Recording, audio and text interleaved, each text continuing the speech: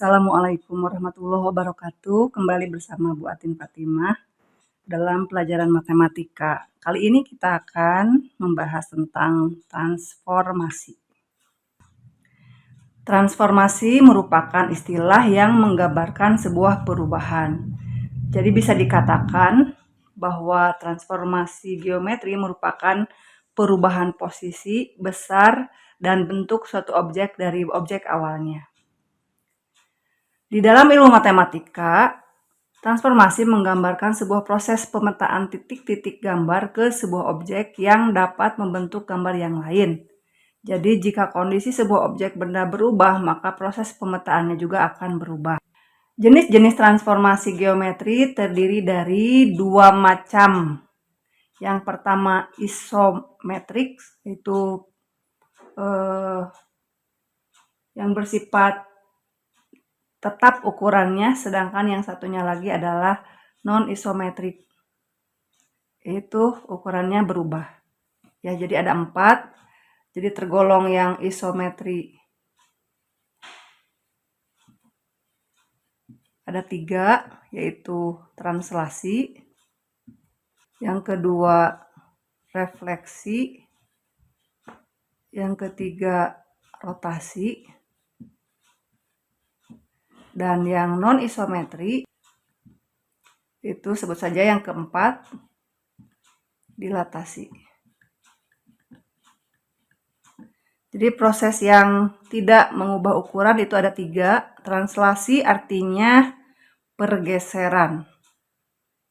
Sedangkan refleksi pencerminan, jadi memperoleh bayangan benda itu dengan cara dicerminkan terhadap suatu titik atau garis. Sedangkan rotasi adalah perputaran. Jadi diputar berdasarkan titik acuan tertentu dengan sudut tertentu pula. Adapun yang non-isometri atau berubah ukurannya yaitu dilatasi. Dilatasi ini diperoleh bayangannya itu dengan cara melakukan perkalian dengan titik pusat tertentu ya, titik acuan tertentu dan faktor skala tertentu. Untuk dilatasi, jika faktor skalanya antara 0 dan 1, maka bayangannya merupakan bayangan yang diperoleh itu adalah diperkecil dari bendanya ya. Jadi bayangannya lebih kecil dari bendanya. Jadi ini diperkecil, sedangkan kalau K-nya lebih dari 1, ini diperbesar. Ya, jadi faktor pengalinya lebih dari 1. Kita lanjut bahas tentang translasi untuk video pertama ini. Yang pertama, translasi. Translasi merupakan cara mengubah objek dengan cara menggeser posisi objek tersebut ke arah dan jarak tertentu. Ya, jadi simbolnya untuk translasi ini seperti ini. T, A, B.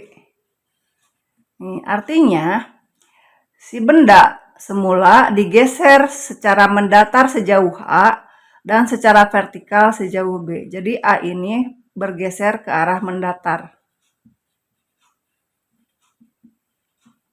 Sedangkan B bergeser ke arah vertikal atau tegak. Nah, mendatar itu kan ada ke kanan atau ke kiri. Nah, jika A-nya negatif, ini dibagi 2 ya. Kalau A-nya negatif, maka gesernya ke arah kiri. Kalau positif ke arah kanan.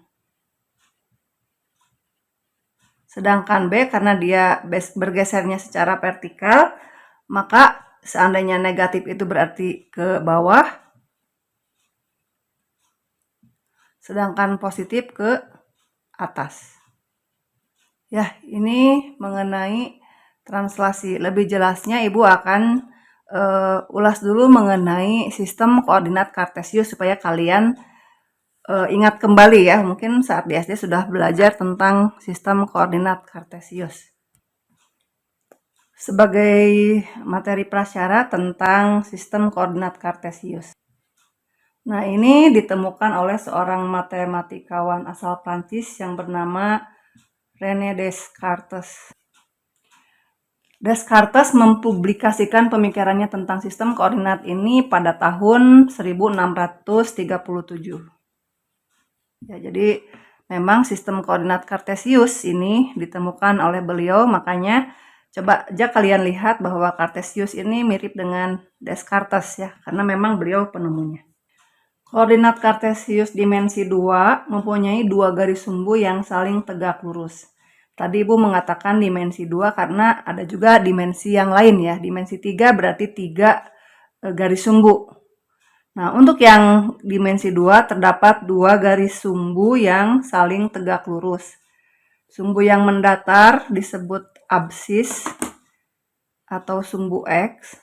Dan ini tegak lurus dengan sumbu yang vertikal. Jadi kita membuatnya harus berpotongan tegak lurus atau berpotongan membentuk sudut 90 derajat ya, seperti ini. Sumbu yang tegak dinamakan ordinat atau Y. Jadi ini absis. Yang ini ordinat. Nah, sistem koordinat Kartesius ini pada titik pangkalnya ini dikatakan sebagai titik pusat koordinat atau kita kenal dengan istilah titik O atau 0,0. Ya, jadi di sini nilai absisnya 0, nilai ordinatnya juga 0. Jadi titik pusat koordinat memiliki koordinat 0,0. Di mana nilai absisnya 0, ini absis. Dan ini ordinatnya. Jadi setiap titik ditulis di dalam sistem koordinat itu berupa pasangan X, Y. Jadi kalau titik tertentu misalkan titik A, kita tulisnya sebagai pasangan nilai-nilai untuk X dan nilai Y. Ya, jadi di sini absisnya dulu yang disebut, baru kemudian ordinatnya. Misalkan di sini, oh ya, yang paling utama itu adalah jarak atau skala untuk X ke kiri maupun ke kanan itu harus sama ukurannya ya. Misalkan setengah senti jaraknya. Jadi harus selalu tetap ya jaraknya. Dan seterusnya. Nah, ke kiri pun walau di sini misalkan nolnya menghalangi titik untuk negatif 1, tapi kita tetap harus menyimpan negatif 1 itu dengan jarak yang sama dengan 1 ke arah kiri. Ya, jadi dari titik pusat koordinat ke arah kiri ini adalah nilai-nilai X yang negatifnya ya, nilai-nilai absis negatif. Sedangkan untuk ordinat ke arah atas positif, ini pun sama. Jarak ke atas dengan jarak satuannya ke bawah itu harus sama ukurannya. Jadi tidak boleh ada yang berubah atau berbeda. Jadi selalu proporsional jaraknya tetap. Nah, seperti ini ya.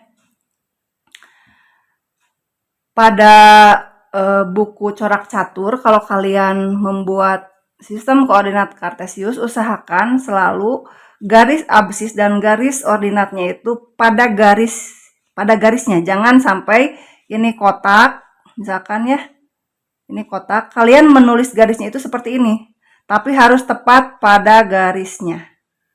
Ya, jadi nanti si kotak-kotaknya ini berfungsi sebagai skalanya. Jadi ini 1, 2, 3. Coba kalau di tengah-tengah ini kan susah ya. Ketika garis tegak seperti ini, satunya di mana, duanya pasti di tengah-tengah lagi ya. Jadi ini akan menyulitkan.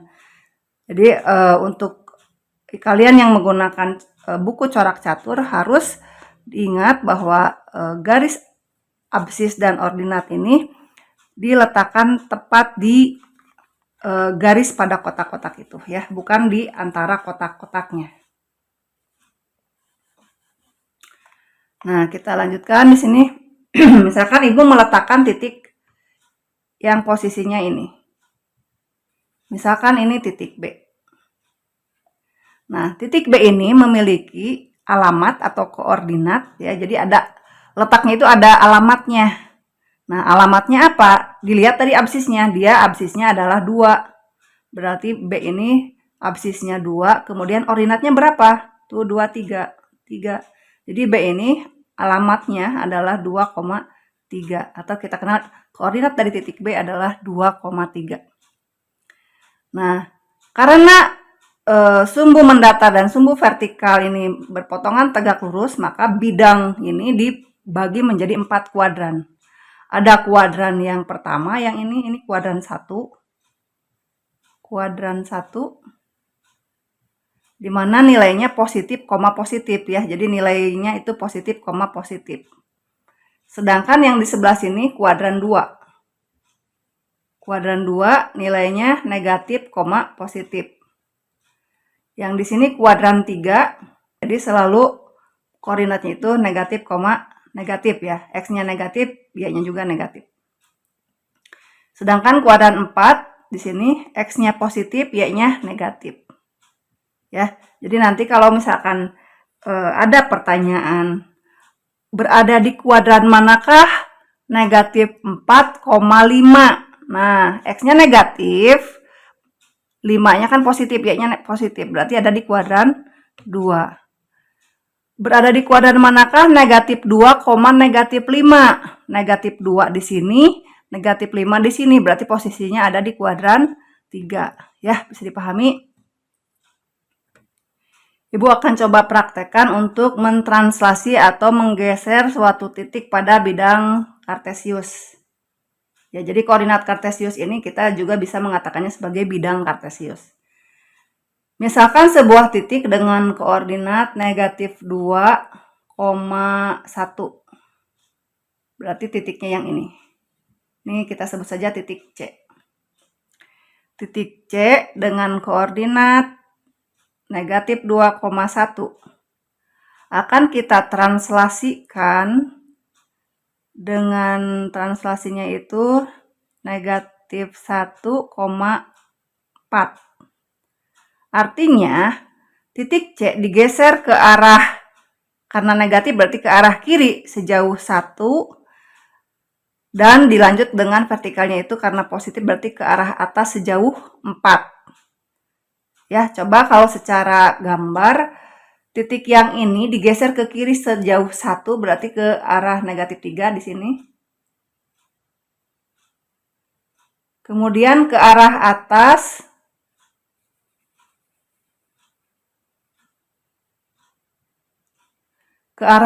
sejauh 4. 4 itu kalau dari 1 berarti 2, 3, 4, 5. Berarti ya di 5 ya. Tuh, 2, 3, 4, 5. Nah, di sini.